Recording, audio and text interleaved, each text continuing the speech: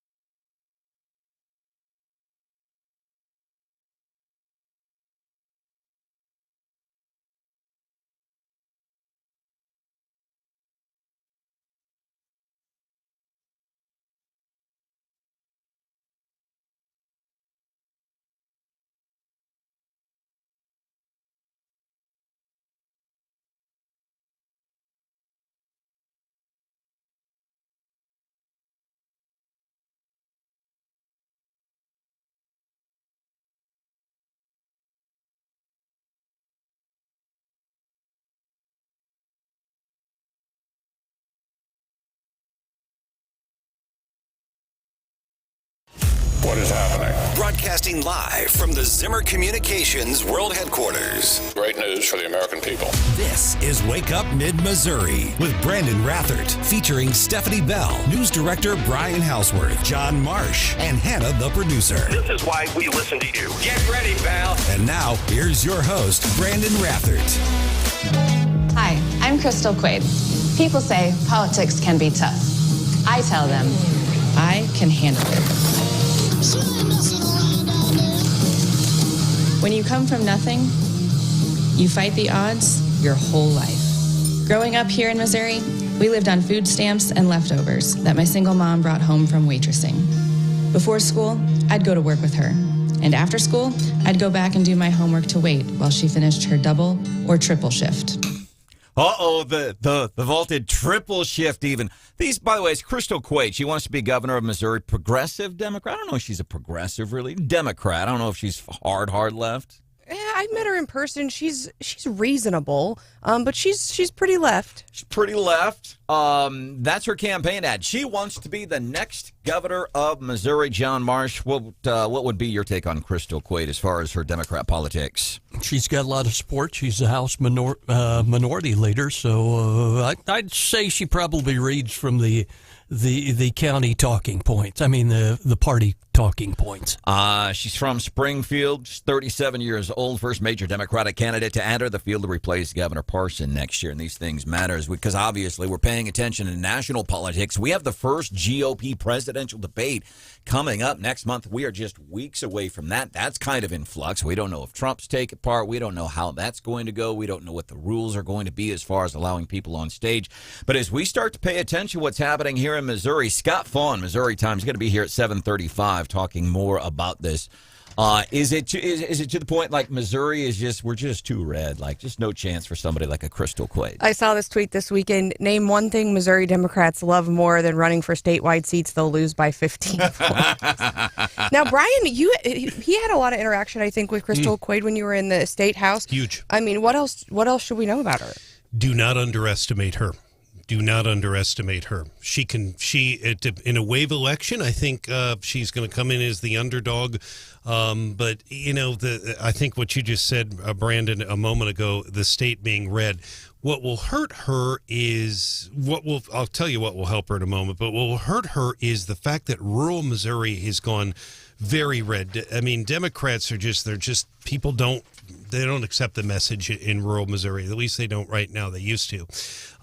She will probably do well in Columbia. She will certainly, I think, get some votes in Springfield and probably the two cities, but she's going to have to cut in to the rural margin. But what she has done, I think, is she's tried to pick up seats. I think she's done so in the last couple of election cycles. But the biggest compliment I can pay her is she didn't have a lot of wins in the legislature, but she always came up to talk to the handful of us in the press. She came up to talk to the TV cameras all the time. Well, I was on but she did, and I got to give her credit for that because not everybody does that, especially after losses. But she was accessible, and he's accessible. I think that's important. Was that a backhanded compliment from Brian Houseworth? She didn't have a lot of wins. No, but... it is a compliment, a genuine compliment in that. It's easy to come up and talk to the press when you're victorious in super majorities, but she always did make her say. Now she did have some wins, but I was impressed with that she always came up to talk no matter what, including on controversial issues too. But no, I think the Republicans certainly will go into that is the favorite, but nonetheless she'd be tough for any Democrat to beat, certainly in a primary. I watched her video ad this weekend, or her announcement, and two things really struck me. One, she takes the abortion issue on straight on and says, I'm going to be the one who fights for your abortion rights or whatever. And two, she takes direct aim at Jay Ashcroft. Yeah, as a matter of fact, she took direct aim at Lieutenant Governor Mike Kehoe. Also, she said in a tweet, my daddy wasn't a U.S. senator or governor. I don't own a car dealership or a cattle farm. She's going after Jay and Mike Kehoe there. Mike Kehoe, he tweeted. I love his response. Because that's the thing, and that's what I love about these campaign ads. You heard Crystal Quade saying this. This is how poor we were. We had to do this. And Mom, Triple shifts. I'm wondering, sitting around the Crystal Quade campaign in the headquarters, and they're coming up with this marketing plan. And in the video, by the way, she's playing roller derby, which is one badass sport. That's something I would go and watch right now, John. Let's just cut out the primary and put them all on the roller derby rank and let them have at it. At this point, I might go watch roller derby before I'd watch the Cardinals or Royals. At this point, however, I will guarantee the Cardinals or Royals, I'm liking their chances of not losing over the next several days. Next 4 days. $1 million bet, Hannah. $1 million. I will bet $1 million. Cardinals or Royals not going to lose in the next 4 days. What about Nolan Arenado? Nolan Arenado, man. So Mike Kehoe, he responds, I never met my dad. This is on tweet. He did. I never met my dad. He did. And my single mom worked 3 jobs to raise 6 kids. We had no money.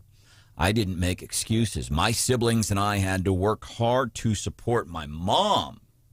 And we earned the opportunity to achieve the American dream. That's the great thing about our country that the progressive left wants to destroy. So if you're going to, and I love Crystal Quade's take on this, I'm saying facetiously, with this, because that's a lot of candidates, whatever office, they talk about how poor they were.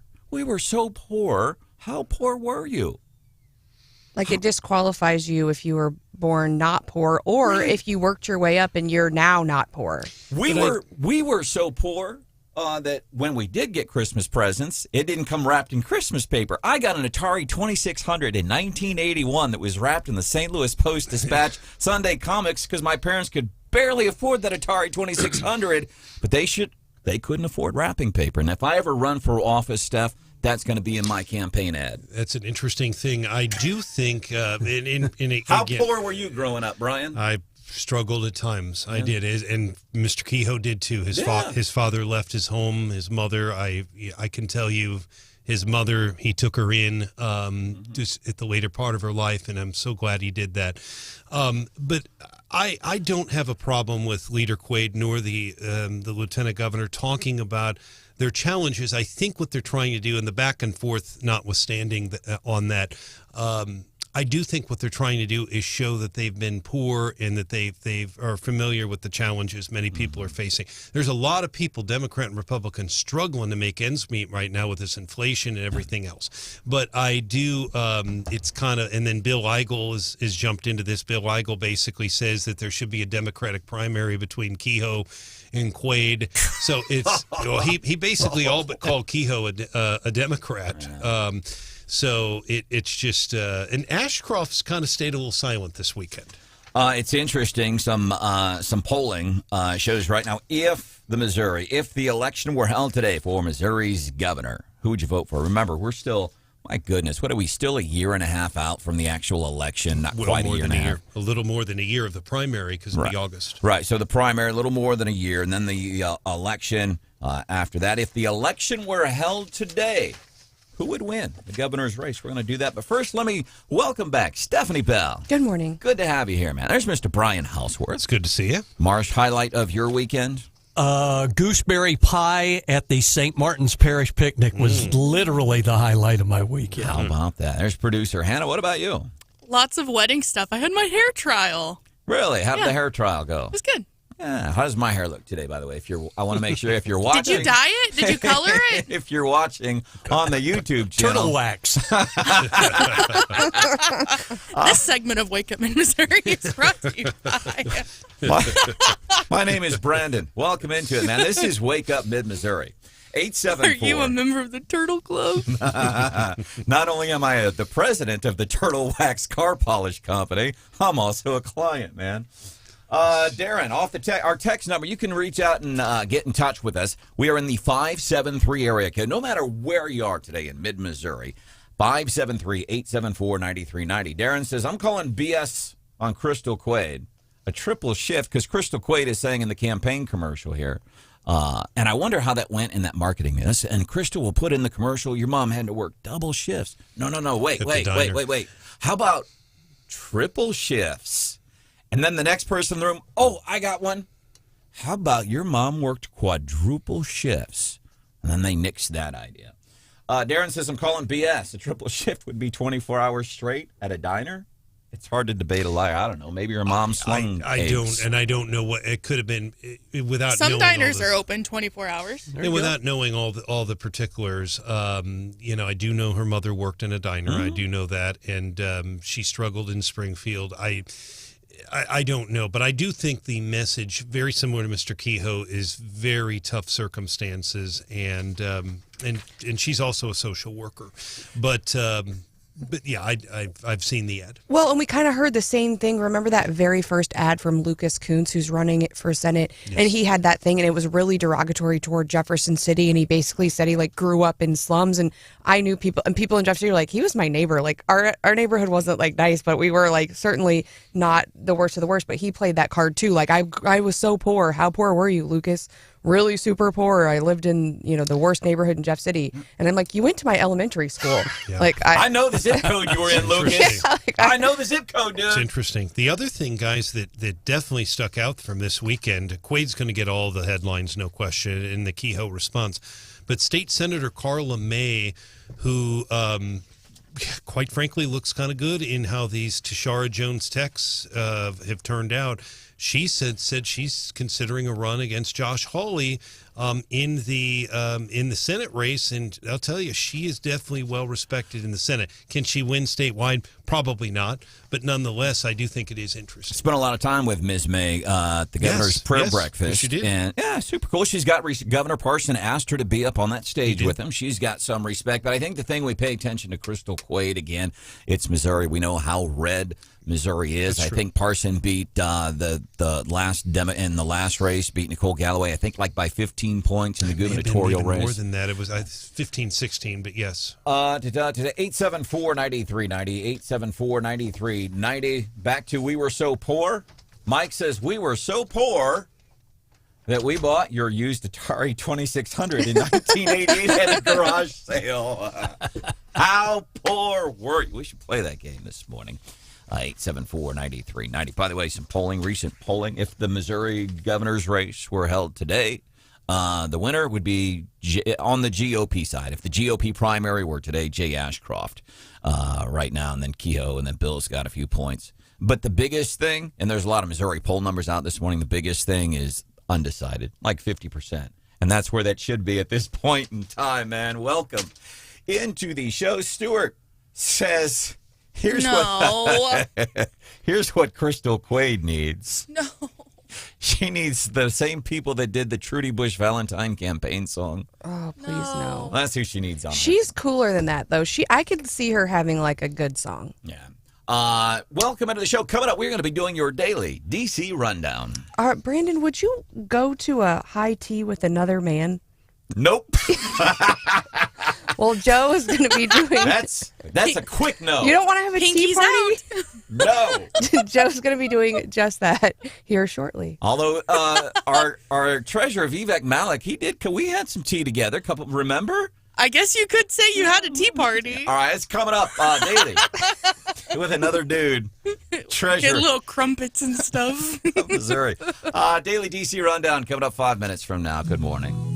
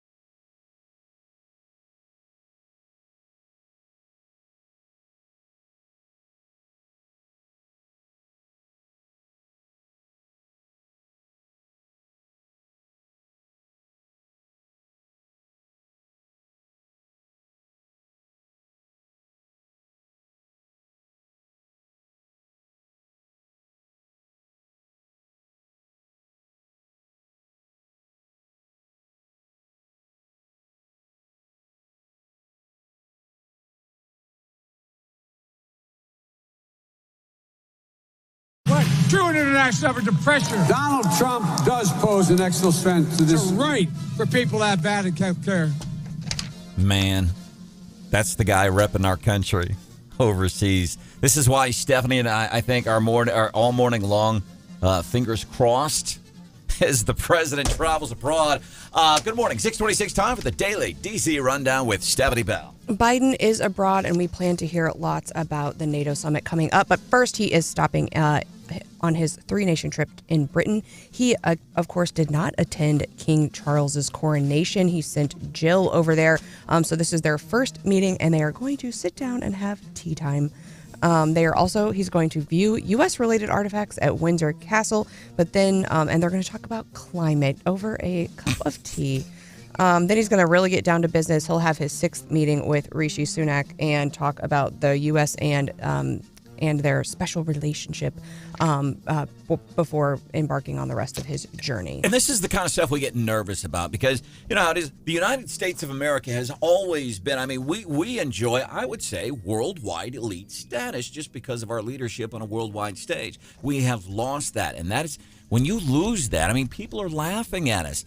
Late night TV in these foreign countries, they're poking fun at our country. They are poking fun at Joe Biden, and he's going to be stumbling around across the ocean today. It scares me, Steph. Missouri has been at the top of the headlines with some of these big court wins and leading the charge amongst states, and it's nice to see us in these headlines for Congress as well. So Jason Smith, who chairs the Ways and Means Committee, is part of the three committees that have opened a joint investigation into Hunter Biden. So I'm ready for it, Brandon. Are the walls closing in? The walls are closing in on Hunter Biden. This could be it. I just got deja vu. All right. The House Judiciary Committee, Oversight and Accountability, and Ways and Means, they've opened this joint investigation. They've issued voluntary requests for testimony from senior officials, whether any of those folks will actually show up. But they are continuing to try to keep the pressure on. I'm afraid that we are going to keep saying this over and over and over. But it's nice to have some folks there putting the pressure on, asking some questions, trying to hold some people accountable. And what's been interesting, we'll feature some of this probably coming up at 7:10. The White House is getting uncomfortable. They're mad that reporters are asking questions about, hey, you found cocaine in the White House of the United States of America. And you talk about the work that happens in the White House, in the Capitol building for our entire country. They found cocaine in there, and people are asking rightly, hey, Hunter's got some stuff with cocaine in the past. And the White House is, how dare reporters ask about this? Hear what they're saying, like it's 7:10. They're like, you guys are talking about how slow Joe is. We're trying to speed that guy up a little bit. We're just trying to help you out. I'm sure we won't hear much more about the cocaine. But also, what we hopefully are going to hear about, and this is interesting to me, the Congress is set to talk about release competing election proposals. And so the Democrats have tried this in the past. Republicans basically shut it down.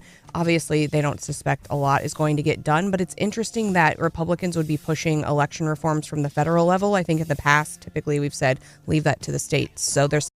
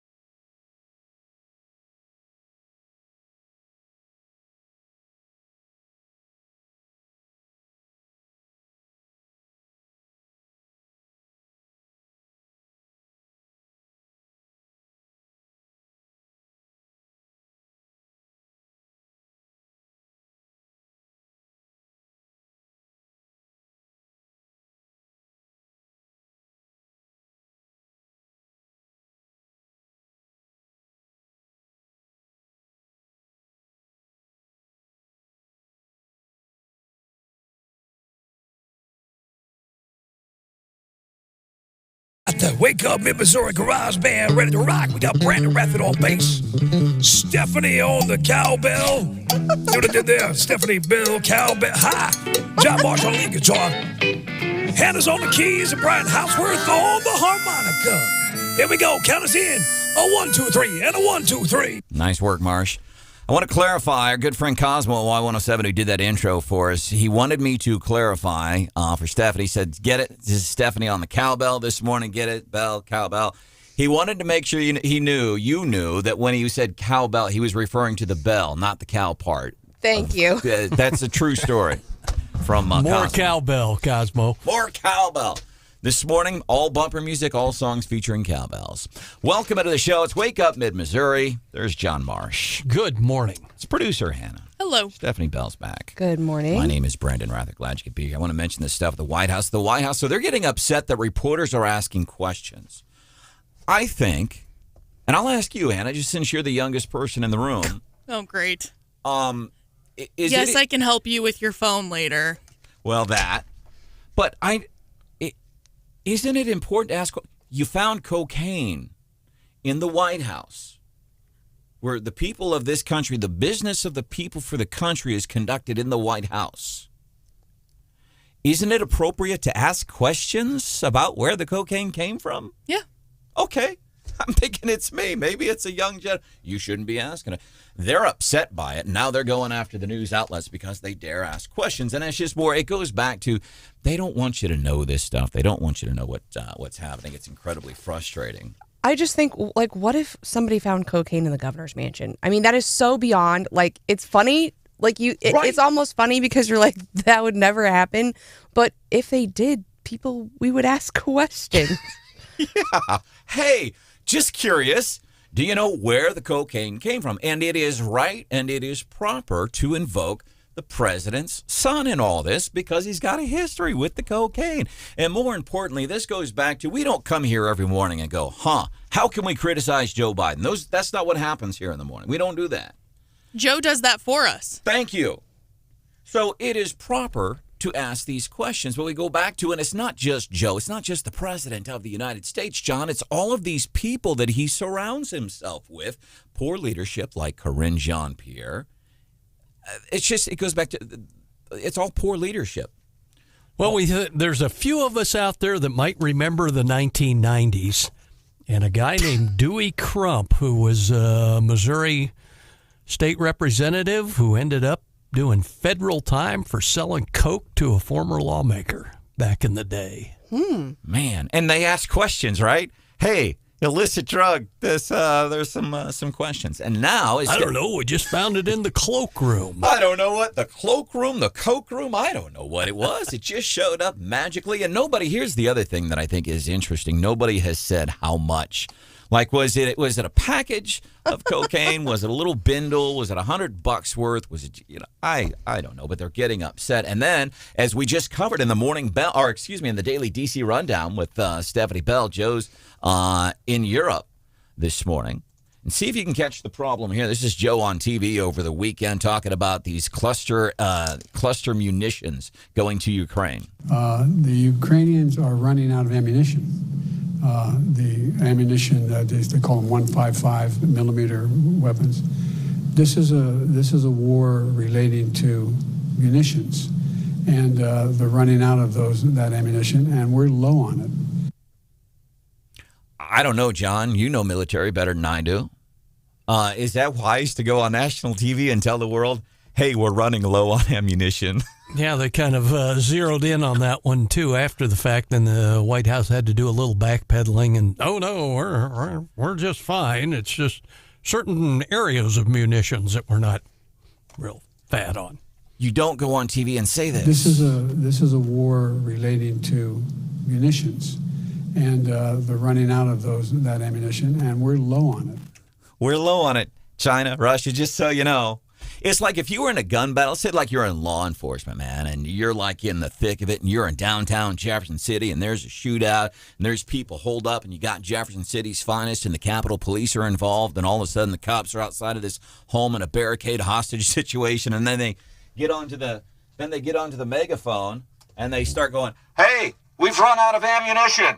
We've run out of ammunition. Cops wouldn't do that. You just don't start, hey, we're out of ammo, white flag. That would never happen. It's like the minute in a movie where the guy pulls the trigger and it's just like click, click, click. And you're like, all right, game over. Joe is shooting blanks, man. Welcome into the show. It's Wake Up Mid-Missouri. I introduced everybody. Stephanie Bell, we are glad that you are back. My name is Branden Rathert. Something we can do for you, 874-9390. Life advice from Senator John Kennedy. I love Senator Kennedy. Like him and Trump, they need to go on tour, comedy tour. He's one of my faves. He's one of my life advice from Senator John Kennedy. We'll do that coming up a little bit later this morning. Stephanie, back from vacation. So one of the things that Governor Parson signed on Friday, I didn't know if he completely checked out while you're out with the family, but Governor, he signed something that basically now high school athletes in Missouri, they'll be able to be paid for name, image, likeness. And I'm okay with that. If a business, let's say a Missouri-based pizza joint comes up to you and says to John Marsh, says, John, we want you to be the name and the face for our pizza joint. You have that right. If you're like the fry cook at a restaurant and somebody says, we want to use your name and your image and your likeness, we want to pay, you should go right ahead. Paying people to play sports, totally different thing. And I like this because this is a money-making opportunity for young Drew Bell. There you go. I never thought about it that way. But I don't think kids should be paid for sports. Somebody, and I know some of the older school folks, these athletes. Now, I don't like the idea of these recruitment efforts now, and it's happening here too, by the way. The recruitment efforts, how much money and effort that they're focusing in on trying to recruit people based on not so much our athletic facilities, but more on, hey, we can get you paid from these barbecue chip people, from the pizza people. We can get you paid. They're giving the kid a Trans Am to come play for your college. Maybe over with. Huh? Yeah, and that's the kind of stuff that does bother me a little bit. 874-9390. Cliff is in Columbia this morning. He has a question about cocaine. Go ahead, Cliff. Hey, I thought Stephanie Bell would probably be the best one to answer this. The whole questioning about the cocaine issue, has anybody bothered to ask what happened to the Secret Service agent that found it? Cliff, I think that's still awake. That's a great question, Cliff. We appreciate you being a part of Wake Up Mid-Missouri this morning, 874-9390. 874-9390. Also in the sports realm. Remember was it a year ago? We spoke with the 15th ranked pickleballer on the planet. Kid from right here in Mid-Missouri, Ashland, I think it was. Mm-hmm. And the best part of that story, very bright kid, 15th ranked pickleballer in the world. And the best part of that was we asked him, like, man, how long have you been playing? He was like, 4 weeks. And he was already, I might be exaggerating a little bit. But apparently, now there's a lot of folks complaining pickleball is apparently incredibly noisy. I've never played pickleball. I don't know what it's like. I played for the first time this last weekend. And really? I felt a little bit guilty because we poked fun at pickleball. Sure. You didn't look very guilty in the pictures you sent us. It was so fun. It was fun. I will say, I went to a place and I was shocked at the participation. 8 courts. Were you the youngest one playing? No, because my kids were playing. And I think that was the cool thing is I have folks in my family who are, 50s and older, and they were all playing. And then my 6-year-old, she had to scooch up a little bit, but she kind of got the hang of it. So it's like ping pong, but you're standing on the table, John. Is that... Kind of, sort of, yeah. With a paddle in each hand, right? Well, sure. Yeah. No, but it was, and so I think, and it was more of a workout, I think, than I thought it would be if you played singles, because you'd run around a bit more. And yeah, everyone could kind of get in on it. And the kids they're like, when can we play next? They loved it. Well, I asked if you were the youngest one, because I've been asked several times by people in my social circle to play, but everybody who has asked me to play, they're all... Listen, in my social circle. Which has like 3 people, right? I'm up to 3 now. And the pickleball courts are outside of your circle that you normally go in, right? So you're going to play pickleball with folks who are older than you, serve a bunch of aces right to their forehead and show them how it's done. Do you still play racquetball with Scotty? No, I used to play racquetball with Scotty over at one of our sister stations, Clear 99.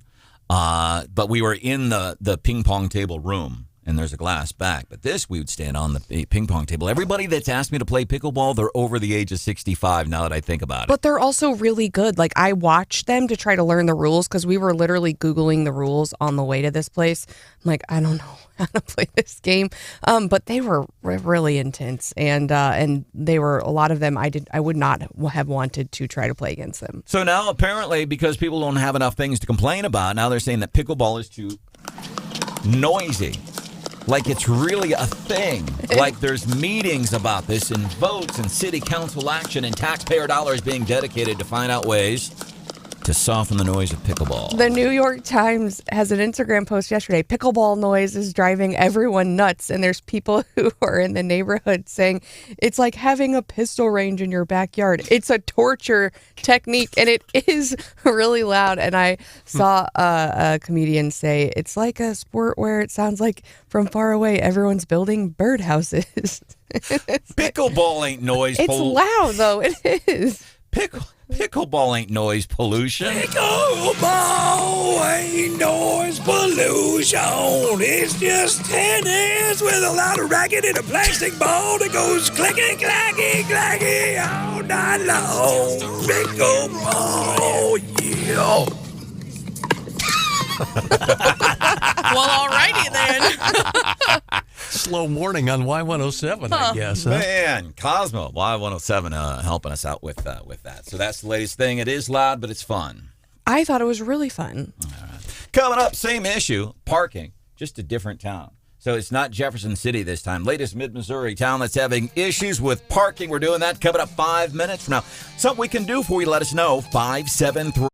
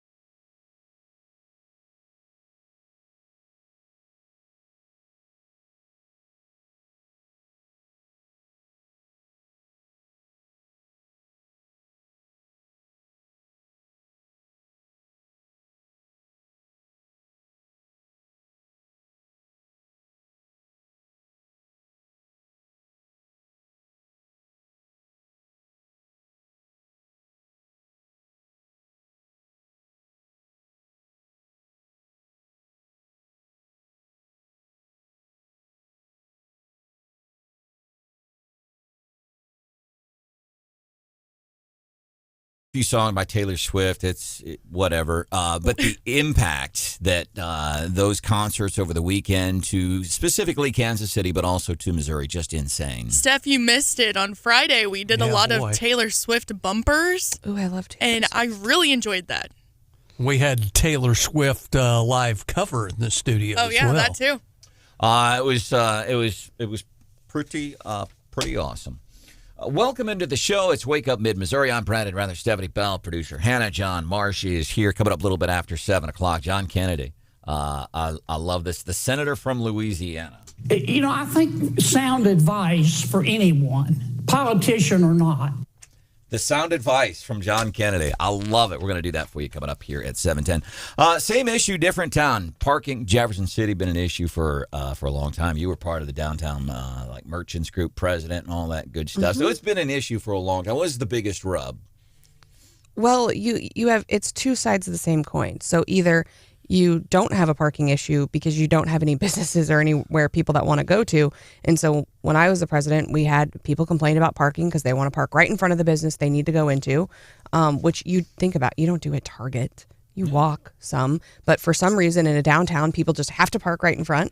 And then they're mad and they're like, well, there's no parking. Well, you do have to walk for, half a block, which is the same amount you would walk at the Target. Yep. But for some reason that just doesn't match up and they can't handle it. But then we say, well, if, all the parking spots were open, we would have a larger problem, which means we would have a dead downtown like a lot of downtowns have. So, but we've seen it in Columbia. We had that conversation in Ashland. We had a restaurant owner who said, people can't park right in front of my business. And we said, well, that's a good thing. So one of the issues they're having now, I guess, in Columbia is employees. So an employee shows up at work and they want to pull up at the tattoo shop downtown and they want to park right in front of the tattoo shop that they work at. And the tattoo shop owner, in most circumstances, might say, hey, maybe you go park around back or at the parking garage and maybe you walk 3 blocks into work and let a customer who might come in and spend money and, by the way, pay your salary, why not let them park up front? Well, and that was the whole point for the free parking in downtown Jefferson City, where you got the 90 minutes that it allowed people who were going to eat or shop to park there for free. But, for example, if you were an employee working a 6 or 8 hour shift, it would preclude you from taking up those spots.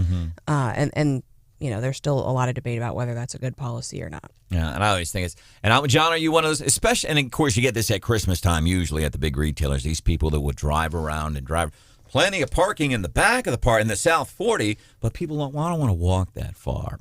I'll go into Walmart and turn in 2,300 steps on my Fitbit, but I don't want to walk the 650 steps from the back of the parking lot to the front of the store.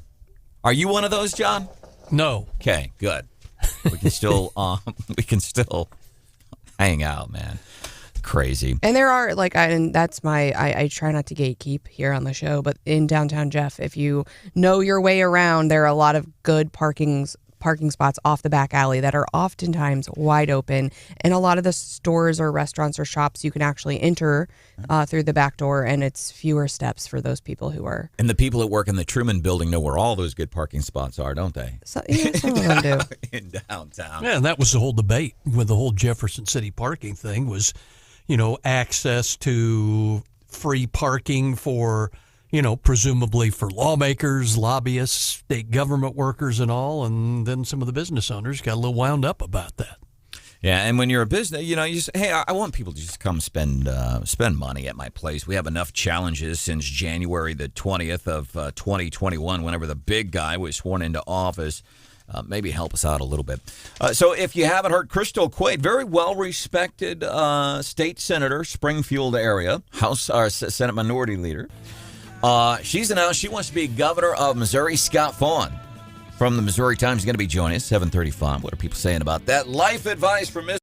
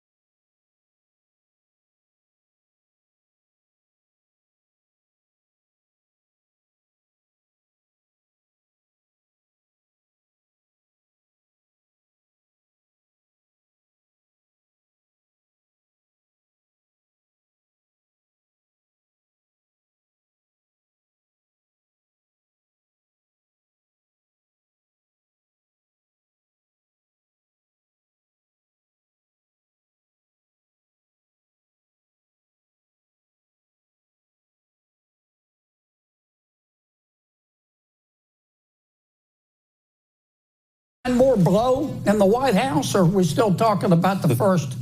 I'm pretty sure the Secret Service knows. I don't know who did it. I don't know whose blow it was. I probably shouldn't say this, but if my record was as bad as this White House's record, I'd probably give my staff blow too. I'm only kidding.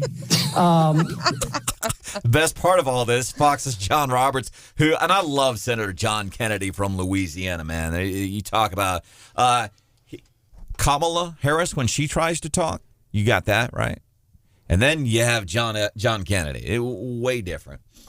But talking about the cocaine, the best part of that is John Roberts, the dude on Fox who's interviewing him. You watch it, and he's starting to say this, and he's like me. John Roberts is like me. Whenever somebody offers even the slightest of innuendos, I have to turn my face and not look at Hannah. This is why we encourage you to watch the show on our YouTube channel, Wake Up Mid-Missouri. But when he said, I probably shouldn't say this, did his face look the same as Hannah's? When you're like, I'm not, should I say this? I don't know. And Hannah always says, you know what, if you have to ask. He didn't even ask. He just said, I'm not supposed to say this, but I'm going to do it anyway. You know, I don't know what the big deal is about the cocaine stuff. I mean, Biden's not the first president to have issues with blow in the White House.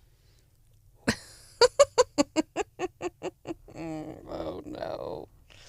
All right. Winner of the week, Feel Good Friday at 8:35 right there. Happy Monday. So you had good questions, though. Like, we don't know how much there was.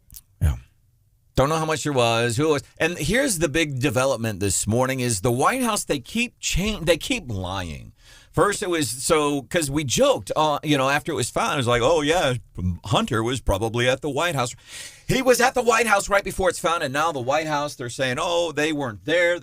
And they're lying. They're changing the story. And they're acting like it's no big deal. And I've had this conversation with my friends. You know, I think if they would have found like a little bit of weed or like a gummy, it would have been different. But I'm like, I think maybe I've seen cocaine once in my life, total. Mm-hmm. And there are a lot of people in my life who said they've never seen it, right? So it's not like it just fell out of some. It's ridiculous. Right. Let me tell you this about cocaine. It's not something you just, number one, these people hold on to it because it's expensive. You ain't just walking a tour in the White House and it falls out of your pocket. I'm pretty sure that's not how it works. Oopsie. You hold on to that stuff, man. The only way you probably lose your cocaine is if you're so high that you really. So that's the other question is like, who's getting high in the White House? They're all getting high the way they act. And again, we go back to, listen, we don't sit here every morning and, hey, Steph, on the show this morning, let's find ways to criticize Joe Biden. That's not how we do the show. It just works out that way. Joe's the gift that keeps on giving. The White House, where our standards are low, but our politicians are high. So it's the people they surround themselves with, and here's why that stuff matters. You look at the inflation and this, and they go and then they go out and lie. Look at what Joe's done to the economy. We're way better than we were 2 No, it's just all lies. All right, welcome to the show. Oh, by the way, John Kennedy's not done yet. He's got more. So that's John Kennedy. So the best part of that, John Roberts on Fox, trying to keep a straight face while he's saying that. It would be like if you ever watch this show on our YouTube channel, Wake Up Mid-Missouri, you would see a lot of times anytime somebody comes close to an innuendo, first thing I have to do is turn my head away from Hannah to not look because then I will start losing it. That's John Roberts talking to John Kennedy. I take offense to that. John Roberts, a good reporter, by the way. Really good. I take offense to that, Brandon. How come? Because half the time you're the one with the innuendo. I'm in the same studio as Stephanie, and I'm over here minding my P's and Q's because you know what it's like to have the mind of a 16-year-old sometimes and work right next to an attorney post #MeToo era. You know what that's like? It's frightening. I'll tell you, Brian. Incredibly frightening. I don't know how you do it. Is that why the show is so loose when she's not here? Oh, yeah. We got some things to apologize about for the show. I'm sure you do. While you were gone. I'm sure you do. But, okay, and I took my tinfoil hat off on vacation, but I'm about to put it back on because, I think, what if we're all being duped and they just put the cocaine there because it's more fun to talk about than paying off foreign countries and foreign officials and all of this the really serious Hunter Biden stuff, we're no longer talking about. Guess what we're talking about? Cocaine in the White House. And it's awfully suspicious to me. It's like when they used the last Hunter Biden news, or when they used the submarine and drugged that out for days longer than they needed to because they were trying to hide the other Hunter Biden stuff. And so I seriously, I thought the same thing, Steph. I put on my aluminum foil hat, and I'm like, it's a distraction. Squirrel. Put some cocaine in the news. Some folks will take it seriously, and some people will joke about it. But the point is, they're not going to focus while Joe is overseas. He's in England right as we talk right now, hopefully not embarrassing the good name of the United States of America. While we detract from all these other things that are happening, while maybe it's a distraction from things like, I don't know if they've backtracked or changed their mind, but a year ago, the White House, when it came to, for example, these cluster munitions, a year ago, this was the White House's take on it. It would be. I don't have any confirmation of that. We have seen the reports. If that were true, it would potentially be a war crime. Obviously, there are a range of international fora that would assess that. So certainly we would look to that to be a part of that conversation. War crimes. That's Jen Psaki, former White House spokesperson, talking about cluster munitions. And now Joe Biden says we're going to send cluster munitions to Ukraine. Incidentally, and call me cold, I don't mean to be cold-hearted, but I really don't have an issue with that. I know there's people in his own party that are having an issue with this because apparently it can hurt civilians. And I know it's weird. I find it weird that we have rules when it comes to war. I just think it's weird. And really, this isn't a war. It's an invasion in my mind. So I don't have an issue with the cluster munitions being sent over there, but it's the White House. I don't know. Did they backtrack or have they evolved on that issue? John Kennedy, senator from Louisiana. Now talking about Kamala, and he offers great life advice here to anybody. But he's talking about Kamala Harris, and because they're talking about the Kamala Harris word salad we played last week while she tried to describe what culture was and stuff like that. And basically is what John Kent, and I agree with what he is saying. No matter what you do, just be yourself. I think sound advice for anyone, politician or not, is always be yourself unless you suck. And if you suck, have enough self-awareness to know you suck and try to do better. It's a very philosophical question we've covered on the show before. If you know that you lack self-awareness, does that make you self-aware? No, because by definition you can't. You can't know. I know that I lack self-awareness, therefore that makes me self-aware. It's a confusing question. Great advice, by the way. It's a great soundbite, by the way. It really is. Thank you, Brian. That means a lot coming from our news director, Brian Houseworth. Producer Hannah scoring points for winner of the week on a Feel Good Friday at 8:35. Stephanie Bell is back. Marsh is here. My name is Branden Rathert. Welcome into the show. Coming up 7:35, Scott Faughn, Missouri Times, going to be talking about this Democrat who announced she's making it official today. It came out last night. She wants to be the governor of Missouri. That my single mom brought home from waitressing. Before school, I'd go to work with her. And after school, I'd go back and do my homework to wait while she finished her double or triple shift. I was poor. Vote for me.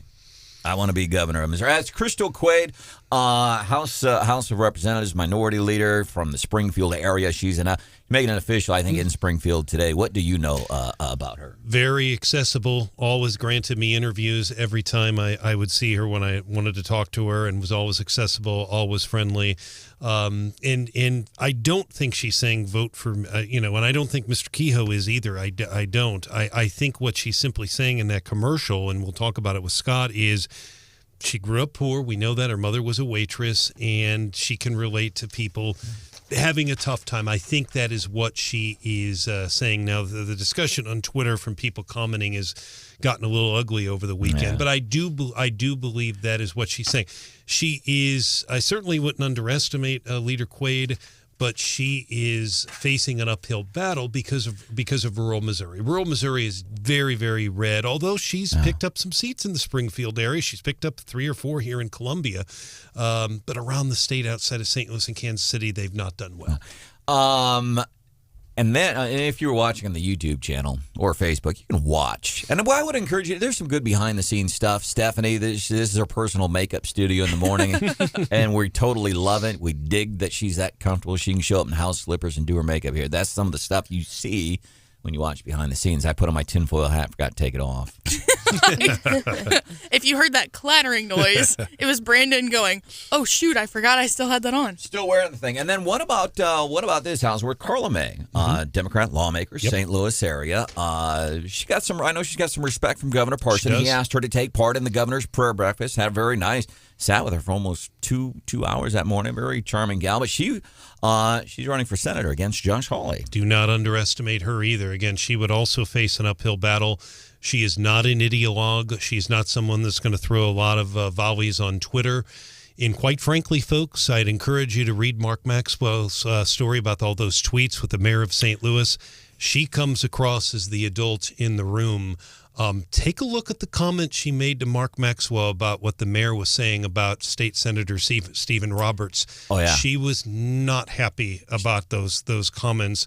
Tashara's had to essentially, she said it was a mistake and all that. But Carla May is someone who is respected. But again, in terms of she would face an uphill battle just because of rural Missouri. And I think Josh Hawley is going to be very hard to beat for any Democrat. But I think she's an intriguing candidate for sure. So who's announced on the Democrat side in that primary so far? Lucas Kuntz and Wesley Bell. And of course Carla May. But I mean, she is a state senator, and you're exactly right. The governor asked her to be on that stage. As a matter of fact, May was the sponsor of a bill to allow public schools to offer elective social study classes on the Bible and other religious texts. And that was one of the things that Mike, the governor, signed on Thursday. Whatever happened to talk of Hawley 2024 for president?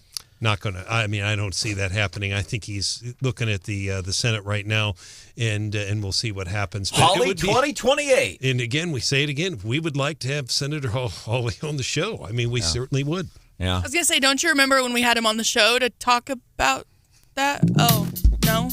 What's Hot with Hannah coming up 7:20?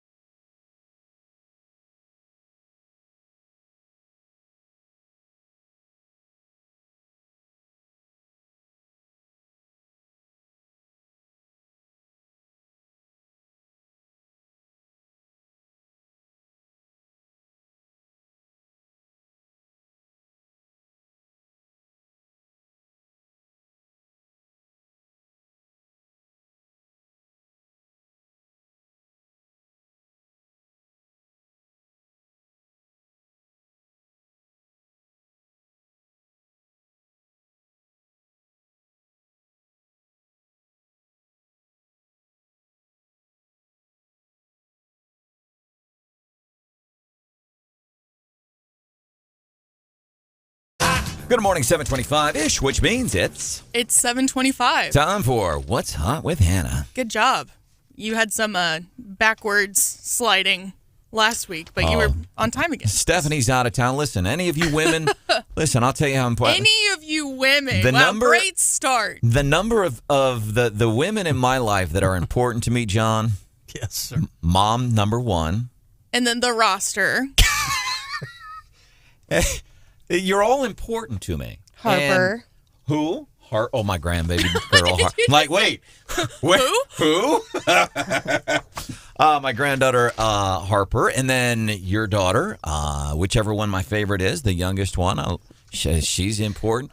But when you all aren't in my life, things go downhill quickly. And yeah, last Thursday we've noticed askew. Last Thursday. It's exhausting. I don't need your help, John. If so, when Steph's out of my life, yeah, things go south on the show, and so I missed all the times I'm supposed to be hitting stuff. 7:25-ish, time for What's Hot with Hannah. Today's story comes from the legendary John Marsh himself. He sent it to me last week, and we didn't have time to get to it, but I still felt like it was an interesting little tidbit from Hollywood. The new Barbie movie, have you seen the previews for it? Yeah. It's like a live-action Barbie movie with Ryan Gosling as Ken. Yeah, and Margot Robbie plays Barbie. Here's what I envision. There's a bunch of people in the White House that want to go see that movie, but let's do some coke first. That's the kind of movie it looks like. Well, the movie actually caused a shortage of something that is maybe not that common, and that is pink paint.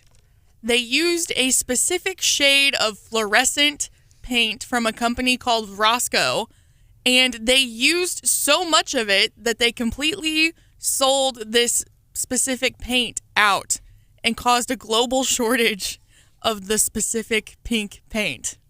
How about that? All for a weird movie. Isn't there a Barbie Airbnb now too? They've painted an entire Barbie yeah, Southern California, isn't it? Barbie house, and you can go stay in it and pretend you're Barbie. I guess. You drive the pink vet around the neighborhood.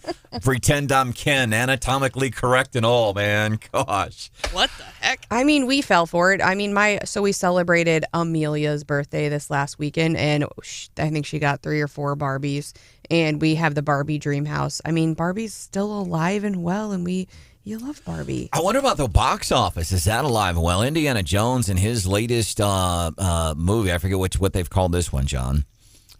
Indiana Jones 5. Yeah. Not Temple of Dull. The Temple of Doomed. Second week of release, and it gets beat out by The Conjuring. I think it was the 5th installment of the Conjuring horror flick series. The Conjuring looks so good. Is it Insidious? It's Insidious. Yes. Yeah. That movie looks so good. Yeah, actually, and I'm not. The only movie that's ever scared me is The Exorcist, and then the first Insidious movie. I'd watch this, but no, and it's not. And I don't know what it is with the movies. I don't know if it's the wokeness. I don't know if it was the government pandemic that started in 2020. People are like, I'll stay at home, watch movies, but they're worried that the $350 million budget for Harrison Ford's flick, they may not, even on a worldwide level, may not make that money back. And there's another movie that came in third this weekend at the box office, and it's a little independent film, but it has to do with this guy who I think was in the military and then dedicated his life to helping victims of child trafficking. It is a remarkable movie. One of our listeners, Vic, said he saw it in Jefferson City last week, and for being limited release, for coming in third, pretty impressive. All right, so coming up, by the way, Mayor of St. Louis, Tashara Jones, going after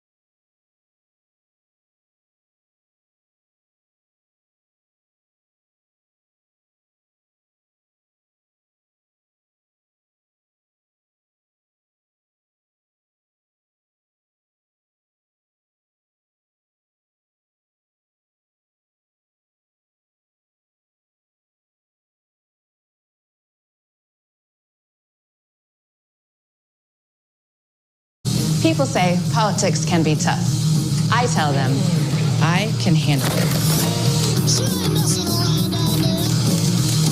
When you come from nothing, you fight the odds your whole life. Growing up here in Missouri, we lived on food stamps and leftovers that my single mom brought home from waitressing.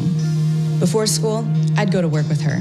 And after school, I'd go back and do my homework to wait while she finished her double or triple shift. The vaulted 24-hour triple shift. Crystal Quade, Democrat, in the Missouri House. She is from the Springfield area, letting it out yesterday. She is announcing she is running for governor. She's going to make it official today. Scott Faughn, Missouri Times, MissouriTimes.com. Great publication on statewide politics and why they matter, how they affect you, Scott. This feels like, to me, it's kind of, and I'm kind of laughing because all these political candidates, I don't care what office, we were so poor. How poor were you? Like we're trying to outpour each other. Who is the poorest candidate? Are you getting that vibe? I'm not getting that vibe from Jay Ashcroft. I think that truly Crystal Quade grew up poor, not in Springfield. She grew up over in Webster County, in Niangua. I think her story, I got to tell you, Brandon, I've always been a Republican. I don't intend to vote for Crystal Quade. However, her story is impressive. And that video was, whatever you think of her politics, extremely well done. And I think it was important. I think those announcement videos don't really matter much. However, for a Democrat who's a long shot in the race to win the general, I thought her a well-produced video introducing herself, and I thought the video was great. I'll be honest, it was one of the best announcement videos I've ever seen. And how many campaign videos do you get to see where you have a candidate playing roller derby? Huh? Doesn't happen too often. Welcome into the show. By the way, this is Wake Up Mid-Missouri. I am Branden Rathert, Stephanie Bell, Brian Houseworth, John Marsh. Producer Hannah is here. Coming up before 8 o'clock, movie critic Amelia Bell is going to be joining us. She recently saw the movie, one of the Mario Brothers movies, I think it was, and she's going to give us a review of the movie, and she's going to give us a review of her mom playing pickleball for 4 hours nonstop over the weekend. But right now, we are hanging out. You have to be a talented reviewer to make that interesting. Scott Faughn, Missouri Times, hanging out with us. Is there any reason right now, somebody going to work 7:38 in the morning thinking, I ought to be concerned about this Crystal Quade running for governor of the Show Me State? Is there any reason for conservatives to be concerned? I'll give you my simple hillbilly approach to what's happening here. The Democrats don't have much of a chance to win the governor's race. I don't think there's any question about that. There'd be whoever has that nomination. It is a long shot ticket. Donald Trump usually, like every candidate, runs a little worse every time they run. This will be his third time on the national ballot in Missouri, assuming he wins the nomination. So he'll run probably about as he had a drop off from 16. He'll probably have a similar drop off in 24. Where Crystal Quade comes in. And it's something you intuitively keyed on right as the Roe conversation started. I believe this state is 50-50 on abortion. I believe the intensity has always been 100% on the pro-life side. But now that they've won, I think, and the law they put in is probably a little more outstep with the mainstream of Missouri voters. The abortion issue will actually help Democrats when it's on the ballot in 24. And I think it's going to, as long as she gets one more vote than Nicole Galloway, which is a pretty frankly low bar to meet, I think she's set up to be a state senator down in Springfield after that. And you're going to hear her name going forward. She'll be the most high-profile one the minute she comes in the state senate. It's not so much about 24. It's about the Democrats establishing a legitimate star for 28, 32, and forward. All right, because there are no real you talk about legitimate stars on the Dem side in Missouri. And, yeah, maybe Quade, I want to ask you this before we get on to the next thing. What do you think that meeting is like for the Democrat committee, Missouri? They're like, well, we got to put somebody forward. David Tyson Smith, yeah, you want to do it? Crystal? Like, how do you think that meeting, how do they decide? And Crystal's like, all right, whatever, I'll do it. I'll give it the yeoman's effort. How do those meetings go in your mind? I think the last meeting was like, hello, Mrs. Bush, Gussie's daughter, right? Would you please try to save us and have a decent standing at the top of the ticket? And she goes, well, I guess. Crystal Quade isn't that. I think Crystal Quade wanted this. I think she set out to do it. She took the House Democrat caucus. It was totally unfunctional.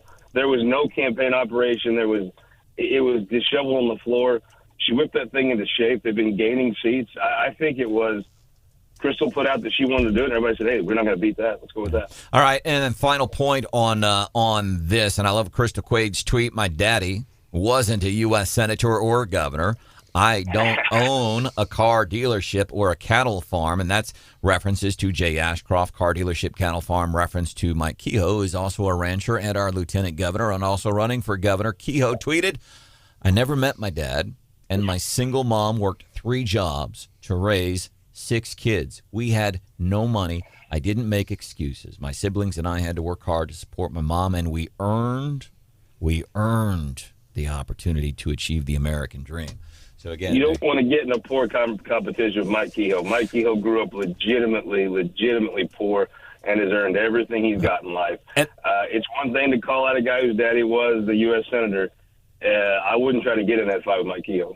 Well, and that's what, like, we should play a contest on the show this morning. Send us a text.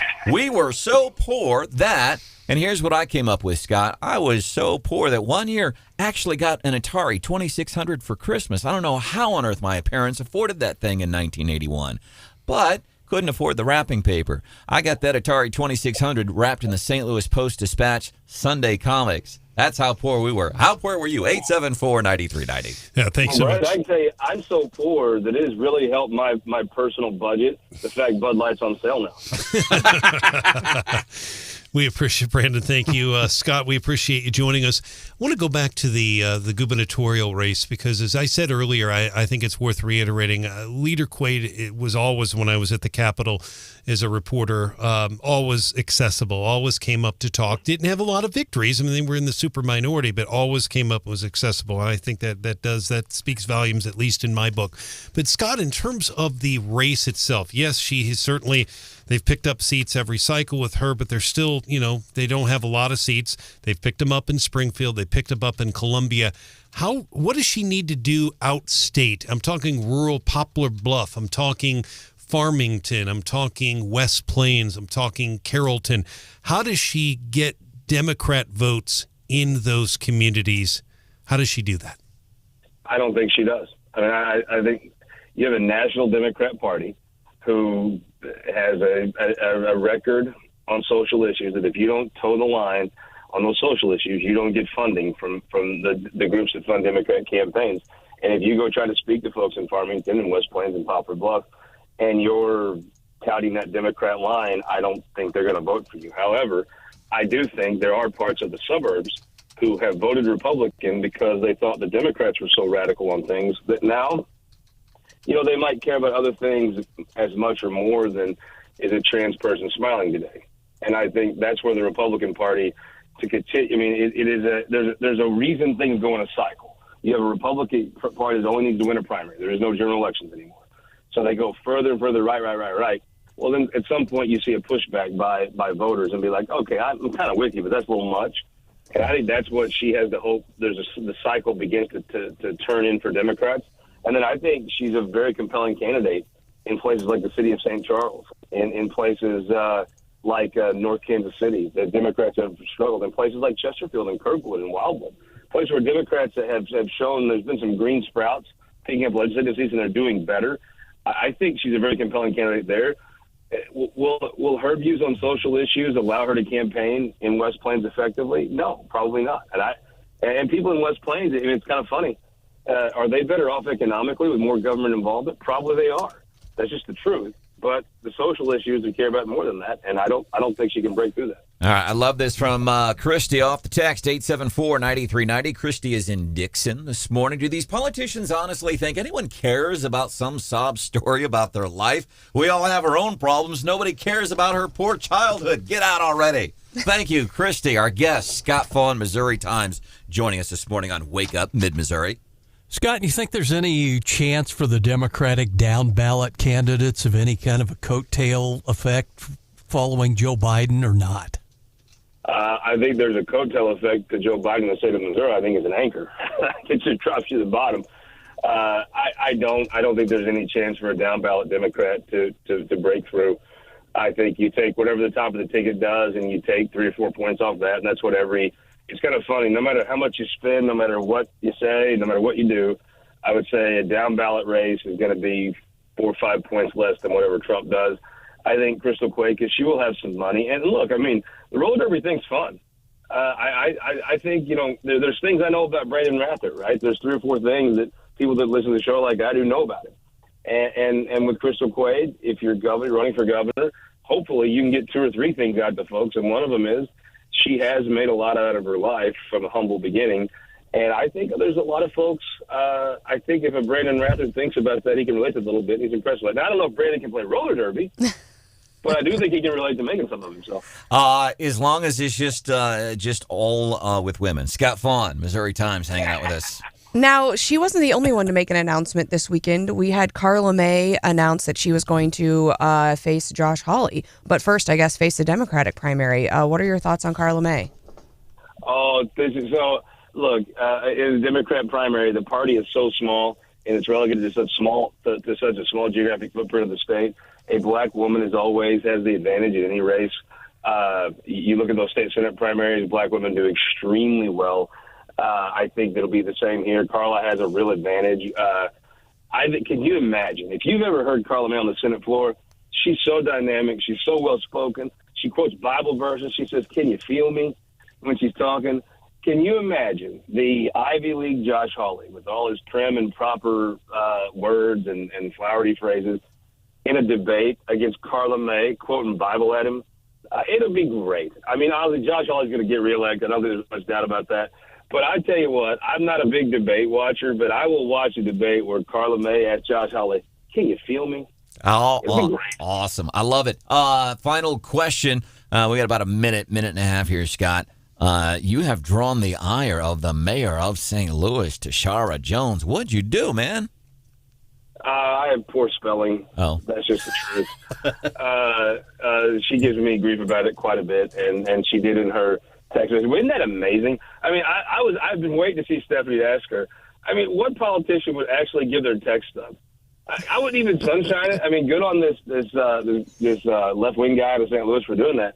But what politician would give those up? I thought they were fascinating. I thought every one of them was her, just how she would have said it. The way she phrased my spelling is she has actually phrased it to me just like that. I kind of thought it was refreshing to see what a person actually thinks. And I bet you Tashara Jones ain't embarrassed of none of it. But can I throw in one thing, though? You can. It's a special day, not only because I got my spelling or lack of able to be spelling mocked by the mayor of St. Louis. It is the #1 Branden Rathert fan's birthday today. Millie Fawn in Wardsville is it's her birthday. She's 14. I cannot believe it. But she is the top wake up mid-Missouri, be on time for What's Hot with Hannah fan, and it's her birthday today. I love her so much. Millie Fawn, 14 years old. She's getting old, Dad. That's incredible. Scott Faughn, Missouri Times. Check out his website, man. Missouri Politics, How They Affect You. It's an incredible website, MissouriTimes.com. Scott Faughn, who spells his name S-K-O-T. S-K-O-T. Drawing the ire of the mayor of St. Louis. We love you, man. Thanks for joining us this morning. Thank you, buddy. Talk to you later. All right, we'll catch up later. Coming up just a few minutes from now, somebody else who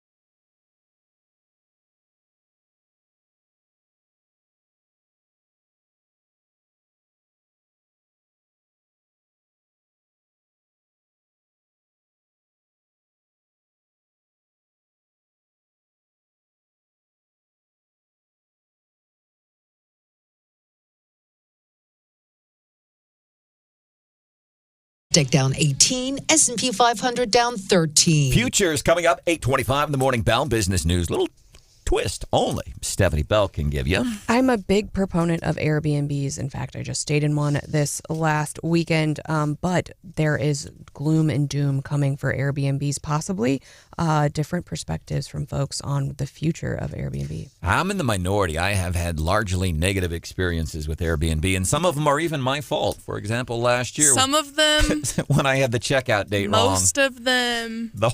And the incident with that damn talking parrot, man, that still blows me away. So the thing with when you got the checkout date wrong, weren't you guys like chilling, eating breakfast, and the cleaning crew showed up? It was the one day, every day we were doing this, and we're up on almost the Canadian border. Every day it's something, and on the last day, man, my son's out there lining up fishing poles for the grandkids. I'm sitting reading and drinking tea and eating some crumpets and talking world policy. And all of a sudden, here comes the cleaning crew, because you talk about somebody who's not good with details. Branden Rathert. And one of the most embarrassing things that happened in the year of 2022. So that's coming up, Morning Bell, 8:25. Right now, ladies and gentlemen, we want to welcome in our movie critic, Amelia Bell. She was recently at the movies. Remember the old theme from Siskel and Ebert? No, she probably doesn't. Probably not. Marsh, you remember this, right? Sure. All right. Amelia, I've got about a minute here. You saw the movie Super Mario Brothers. Give us your review of the movie Super Mario Brothers. So, first of all, they had this plumbing business. Okay. And their parents just encouraged them about it, and they were just like, your business is so bad. You're fired. So the parents fired the plumbers. Well, no, they just thought that their business was very, very bad. Okay. And then they went to the sewers, and they went down this weird pipe, and then there was a portal at the end of the pipe, and Luigi went first, and then he got flushed down some sort of bad toilet to a dark place. Amelia, you have my attention. Wait, so was there also a good toilet and a bad toilet, or just a bad toilet? There was one bad toilet and then one kind of good toilet. So what was the difference between the bad and the good toilets?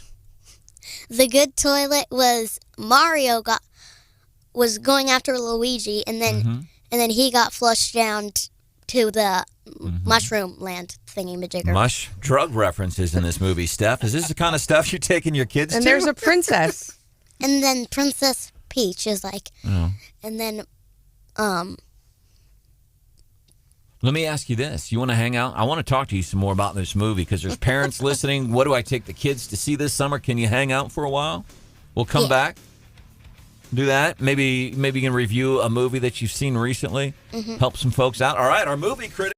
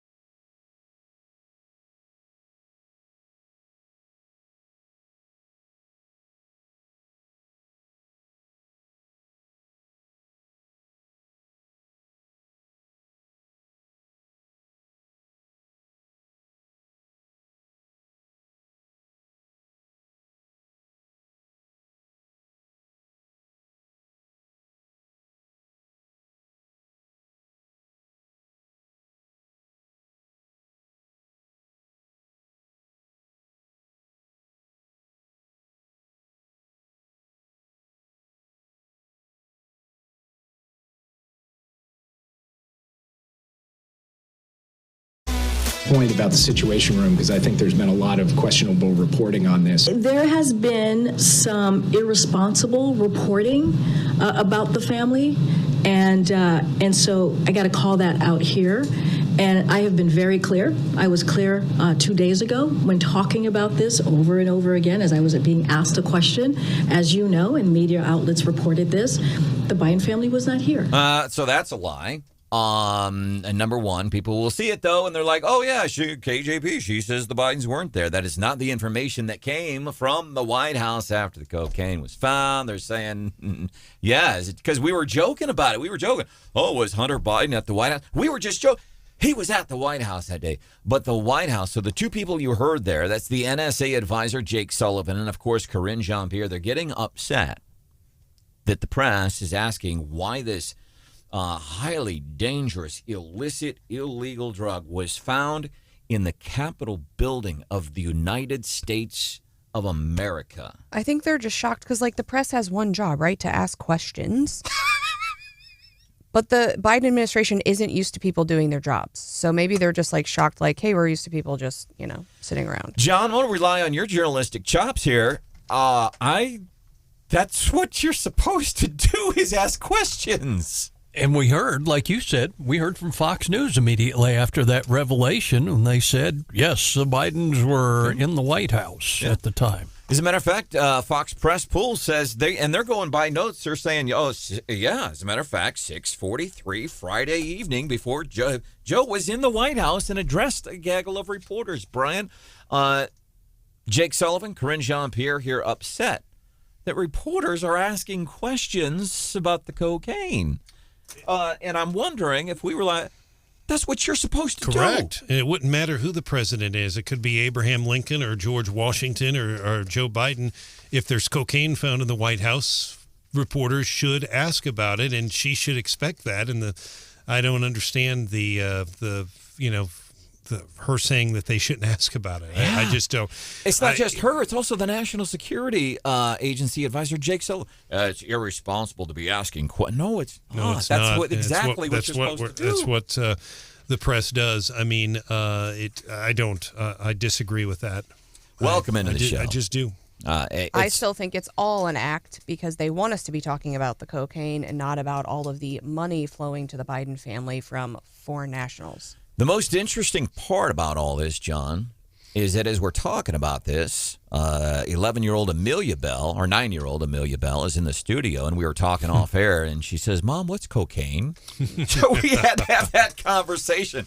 Hopefully you don't have kids in your car this morning and oh, Mom, Dad, what's actually, you know what? And this is something we deal with all the time, but you, the Wake Up Mid-Missouri listener, you are cool. You get it. And I'm guessing anything that we talk about here on the show from time to time that you think might be uncomfortable with your kids, I'm guessing you're a good enough parent, an adult enough that you go, well, see, here's what they're talking about. You just have the conversation with them. Anything we talk about on the show here should not be too offensive as long as Hannah keeps her mouth shut on some of these comments. Wow. Wow. There's producer Hannah. Hello. John, she's already winner of the week, Feel Good Friday, 835 for comments she made. I think it was 710. My goodness. Which we will not repeat. Nope, not now. I didn't say anything bad. Check out the Wake Up Mid-Missouri podcast. Wake Up Mid-Missouri on demand anytime, all the time. You go to the website, KWOS.com, 939theeagle.com. Do we need to play the Assumption song again? We will also Let's wait until 11-year-old Amelia leaves the show because she's got a movie review she wants to do for us. So we're going to do that here in a few minutes. Welcome to the show. So there's producer Hannah. Hello. Mr. Brian Howell. It's good to see you, sir. Stephanie Bell. Good morning. Welcome back. There's John Marsh. Yes, sir. John, highlight of your weekend? I think I hit on it earlier, but the gooseberry pie at the St. Martin's Parish picnic. Amen. By the way, so the latest on the cocaine stuff, people in the White House upset that the press is even asking questions. The story has changed. When I say the story has changed, now the White House, they are lying to you. And I think one of the other big things that's happening Crystal Quade, Democrat from the state legislature. She is announcing officially today she's running for governor. Really nothing to worry about. Democrat in a ruby red state, and some of the things that she will. So you know where she stands on stuff. She does get respect. But I disagree with you saying there's nothing to worry about in that. Here's the other thing. Caleb Browden's seat's on the ballot. And if Quade and Scott Faughn hit on this in the suburban areas, Columbia has been trending blue. We know that. I mean, just a couple of years ago, almost all the seats were red. If Stephen Webb, I don't know who the Republican nominee will be right now, but Stephen Weber is got to be the favorite in that race. And Quade, even if she loses, one would think she could get. So, I mean, the Republicans could lose a seat like Rowden's, whose term limited out. I believe the Democrats actually may lose Rizzo's seat in Kansas City. But the bottom line, she could help some other candidates. And in a wave election, she might do well. I don't think she's going to win, though. All right. Statewide. And I don't know that any Republicans actually think we're going to hold on to Caleb Rowden's seat. He had Cooper. That's right. In the previous cycle that pushed him over the edge. And without Cooper, with just Boone, it's going to be really hard for any Republican to win that seat. It really will. Cherie may try to make a run at that. Chuck Basie. I mean, there's all sorts of names that could come up, but it would be difficult. The last Democrat to hold that seat was Chuck Graham. Yep. Polling. Possible candidates Republican primary for Secretary of State. Denny Hoskins, Caleb Browden, Shane Schuller. Caleb Browden comes in third right now for an election that's still about, it's a year off. Welcome into the show. I am Branden Rathert. Right now, let's give it up for 9-year-old Amelia Bell, new movie critic here on the show. Been in the process of reviewing the Mario Brothers, Super Mario Brothers movie. Couple of brothers, they're plumbers. Parents think they're not very good at it. And there's a good toilet bowl and a bad toilet bowl. And one gets flushed into the good toilet bowl, and he ends up in Mushroom Land. Sounds real trippy. Good movie. Could you recommend it? Yeah. Yeah, you would recommend it. Anything else we need to know about that movie? How many stars out of 5 would you give it? 4, probably. 4 out of 5. And can you recommend, have you seen anything older recently that you could recommend? Any other movies you've seen? This weekend we watched Cool Runnings. Oh, early 90s. 3 times. The first time I picked the movie and Drew was just like, no! Drew's the older brother. That. And then Aunt Sarah was just like, Cool Runnings. And then I'm just like, yeah. I watched it, and I hadn't seen it in a while. It's one of those, I don't love rewatching kids' movies, but Cool Runnings, the other one that they like to watch is Mighty Ducks. I can watch those all day long. How did the dudes in the Cool Runnings, how did they talk? How did they sound? One of them, Sanka, would be like, Derice is the main character, and he was the one who got tripped when he was running, because he was like a runner, and the only reason he became a bobsledder was because there was nothing else to do in the Olympics other than boxing, and he said, I am not a boxer, I am a runner. And so he made a bobsled team, and then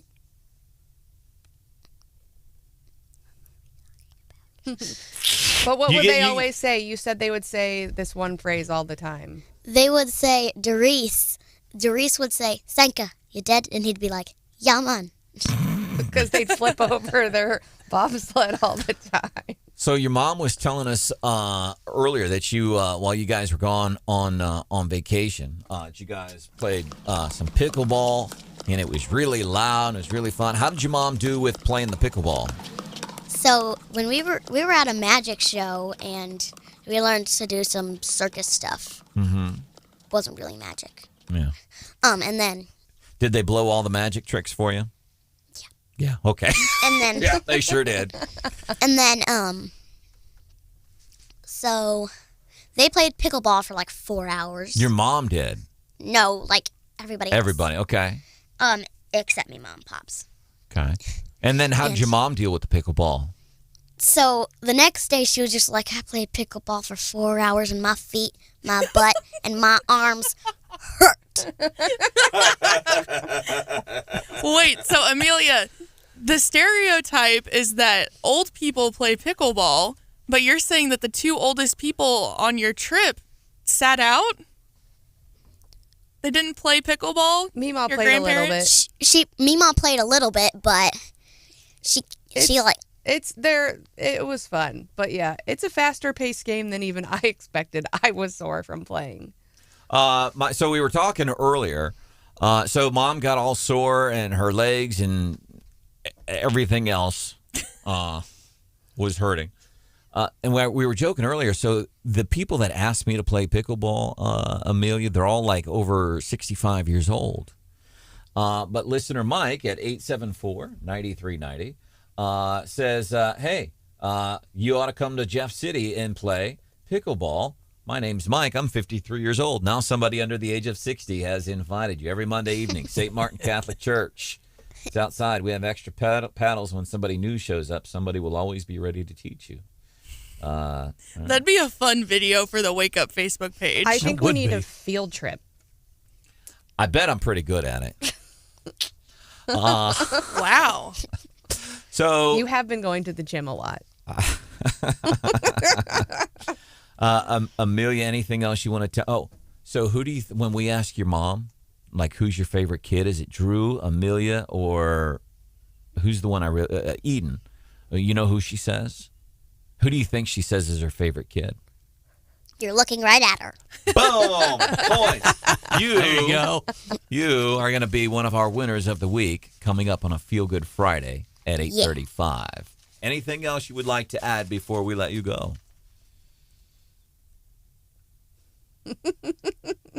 No. All right. I will be the favorite for a long time.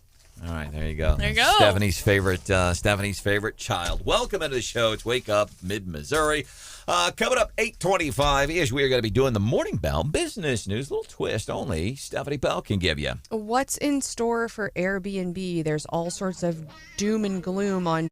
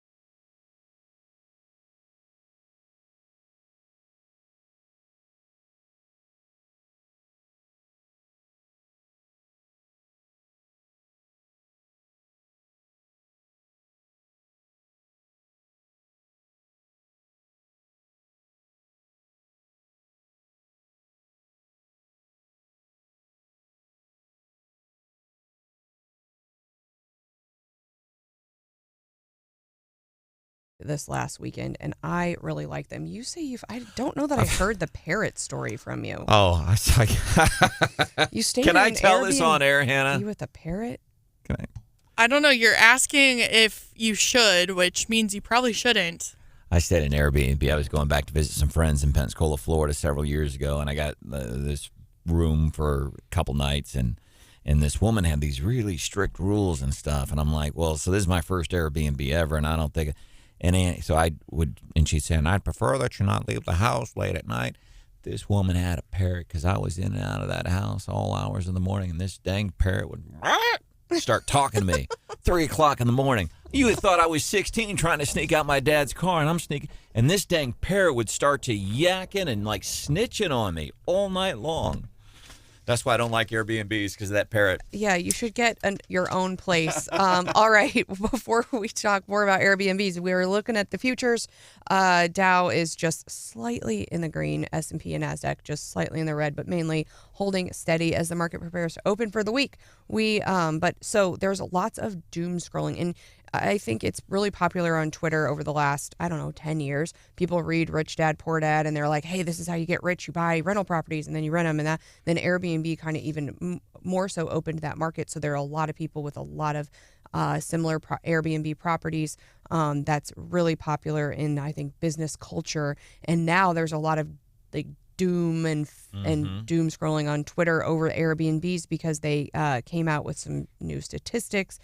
This tweet says the Airbnb collapse is real. Revenues are down. And so they're talking about the percentage of revenue for listings. And in places like Phoenix, Arizona, Austin, Texas, they're saying the revenue is down 47 and 46%. So really significantly. Well, and I'm wondering, because I know like in Nevada, and I can't remember if it was a specific city ordinance, maybe like in Las Vegas, or if it was a statewide thing. And by the way, Columbia, right here in mid-Missouri, they're trying to regulate. You want to rent out your house, your home, your house, your property. You want to rent it out. Columbia wants to have a say-so in what you are doing with your house and your property, and I think that's BS. But I wonder, because a lot of these places, they're starting to clamp down, and you've got some cities, well, we want a head tax on that. We want some of your money. Screw you. My house, my money. You ain't getting none of this. I wonder if, because it's happening in enough cities nationwide, that I don't know why. And I actually had booked an Airbnb, and then they canceled that later, and they said our HOA came in and said we can't rent our homes, and they canceled my reservation. But so now people are starting to tweet back against this data and say, no, if you actually look at it, there's not a collapse coming. There's, if you adjust for various factors and COVID and this and that, it's not as significant. But one thing they are pointing out is it's worse in areas in which people are not where people are moving away from, where the population is declining. And so, for example, in more rural areas, in flyover country where a lot of people were moving to during COVID, it's the impact is less and actually is doing fine. So I think for people here in mid-Missouri who own Airbnbs, they're not going to see these significant dips like they're seeing in Tennessee and in the bigger cities, Austin, Phoenix, that kind of thing. But I think the question too is, and what people are saying, well, if I'm an owner and I have all these Airbnbs and they're not making as much money as I need them to, then now I'm selling them off. And they're entering that real estate market. And so what would happen to the real estate market if all of a sudden people are offloading tons and tons of Airbnbs, and the number of sheer properties that are owned and used for this, I mean, it could be substantial enough to affect the real estate market. And I think that's really, one of the things that people are looking at. Are we in a recession? Are we going this way? How is the real estate doing? Is it going to bounce back? And this Airbnb thing is kind of hanging out there, and people are watching it closely, is how I would put it this morning. The data, I would say, is unclear. I like that. Let's end with ambiguity. Nailed it. Thank you. Unclear. I like it. Coming up just a few minutes from now,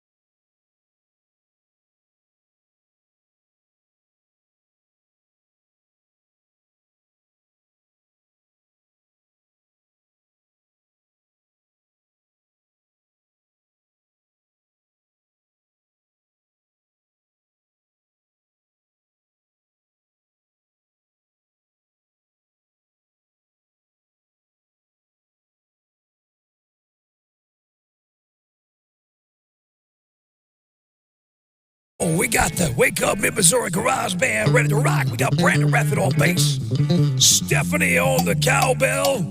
See what I did there? Stephanie Bell, cowbell. Hi! John Marsh on lead guitar. Hannah's on the keys and Brian Houseworth on the harmonica. Here we go. Count us in. A 1, 2, 3, and a 1, 2, 3. Of course, Houseworth on the harmonica. I can totally. Can you see it this morning? Totally see it. Welcome to the show. As I said, it's Wake Up Mid-Missouri. Steph, Hannah, John. My name is Branden Rathert. Something we could do for you, 874-9390. 874-9390. Do want a quick text message. I love this listener case. He says, hey, hear you guys talk about Salter Lawn Service a lot. So my lawnmower started to act up. I took it there. They did a great job. Looks brand new. Runs great again. That's one of the things Salter Lawn Service does. They'll work on your stuff, too. Any reports from the Taylor Swift concert over the weekend that my dad went to? That's why my dad was on the show. He was on his way to see Taylor Swift. I don't know what era he was dressed as, but he looked good, didn't he?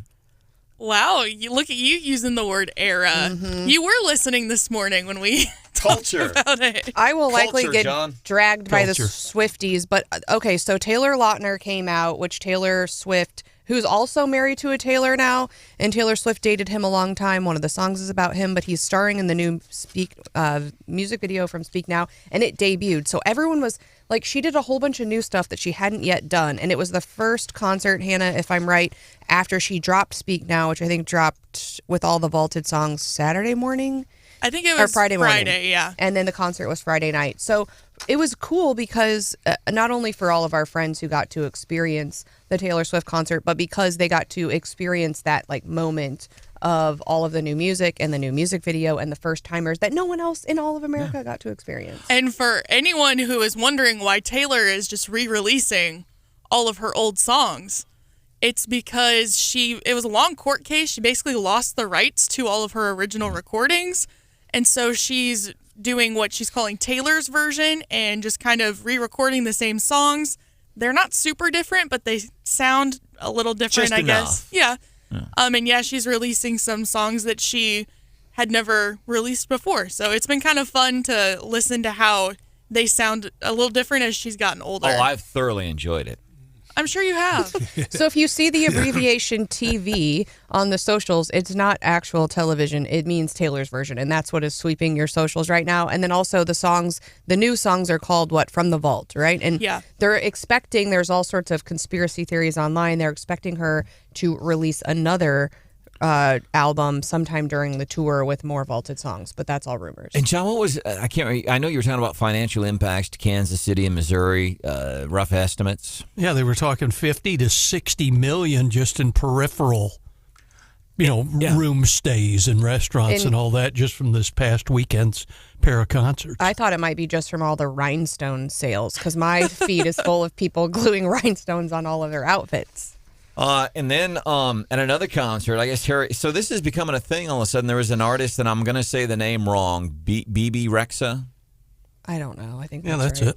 Yeah, really? You got it. I couldn't tell you. I figured you couldn't, Brian. That doesn't surprise you, brother. I couldn't help you. Listen to Rathert. He gets one name right, and he thinks he's a pop culture expert. Jeez. So people they're going to these concerts.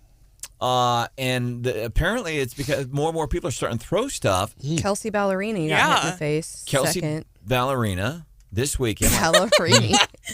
What did I? Oh, we weren't expecting you to get that one right, Rathert. The first one was a cell phone, and I think she actually ended up getting stitches. Kelsey's, I think they said it was like a friendship bracelet, which is weird. So somebody was trying to, most of the time people used to just throw like panties and not hard objects. Yeah, the guy threw the cell phone at BB Rexa here a while back. And there is a growing trend, but I can tell you, and Brandon will remember this, it's nothing like Axl Rose at Riverport Amphitheater in 1990. I don't know if you, yeah. Oh my God. Legendary. And he got really upset because people were videotaping. There was actually a It was a brawl. He actually went out into the crowd. Axl Rose, instead of something getting thrown at him, he threw himself onto the crowd. Which we can't move on if we're before that Ernest fell off the stage at Morgan Wallen on Friday night, and so he was actually throwing a rose. He sings a song called Flowers, and he was trying as hard as he could to throw these flowers into the thing.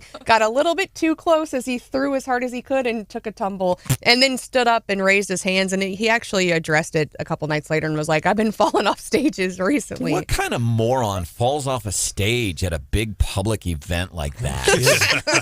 At least he didn't take a preacher with him. Well, also from the Morgan Wallen concert, I saw a clip. He was signing autographs for folks that were on the front row of the concert. Everyone was kind of holding up hats and stuff for him to sign. And so he's going along the row, and somebody chucked their cowboy boot at him. He did not appreciate that. He takes the cowboy boot and he launches it into the crowd, like the opposite direction of where this girl was. Whoops. So she went home with one shoe on that night. Wow.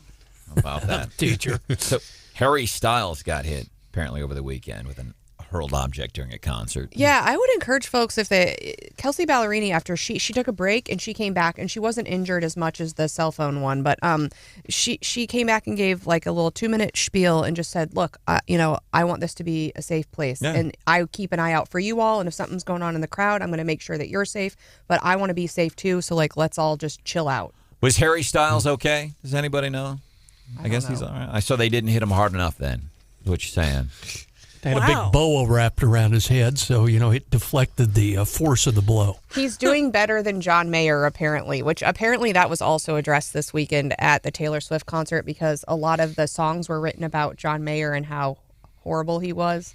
And so this new album is all about but it happened a long time ago, and Taylor actually said, hey, everyone on the internet, I don't care about what happened to me when I was 19. I wanted my music out, but let's be kind here. Yeah. Apparently, John Mayer, several women, famous women that he has dated, do not speak very kind. Like, he's a schmoozer. He gets these women wrapped up. Oh, baby, I love you. Future together forever. And then 3 weeks later, he's on to the next. I don't know how much of that is true. It's Hollywood talking. All isn't it though, Stephanie? What she just said about the person, I can't remember who you said, pleading about she took a break and came back. What a sad day it is that someone has to come out on a stage and tell people not to throw items. Right? That is disgusting. That is repulsive, and no excuse for it. I was at a car wash in Columbia yesterday, and it's not a drive-through. You go and wash it yourself. The plastic trash cans they're chained to the stuff, so you can't steal a plastic trash can. And I almost took a picture, and I was almost going to post it on the Wake Up Mid-Missouri Facebook page. Are they chained because people were stealing them, or because they were blowing away? I would like to think it's because people were stealing them. It could be. It could Sorry. be. Yeah. Not to squash your story there, but too late. Sorry. Oh, and by the way, Joe Biden's spilling national secrets on live TV. That's going on too after the Taylor Swift concert. 874-9390. 874-9390. So Joe Biden, he's on TV, and listen, I'm barstool knowledge of politics. I get how some things work, John. When we talk about military stuff, I rely even more on John Marsh. But when you get onto TV and you start talking about some of these things, and I'll play the audio so you can hear it, I'm like, are you serious? Is this really happening?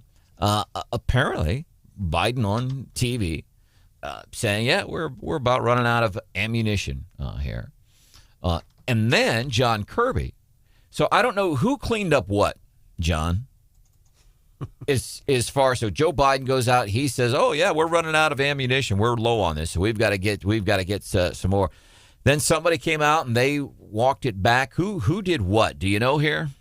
I think the gist of it was the president sort of spoke in general terms and said, yeah, we're running out of ammunition, mainly talking about 155 howitzer rounds and some of the ones they're wanting to give to the Ukrainians or CBUs. And then the Pentagon kind of walked it back, says, no, we have plenty of, cannon rounds, or conventional ones, but The ones that the Ukrainians were wanting, we had a big stockpile of so we could share them. But it was all over the place.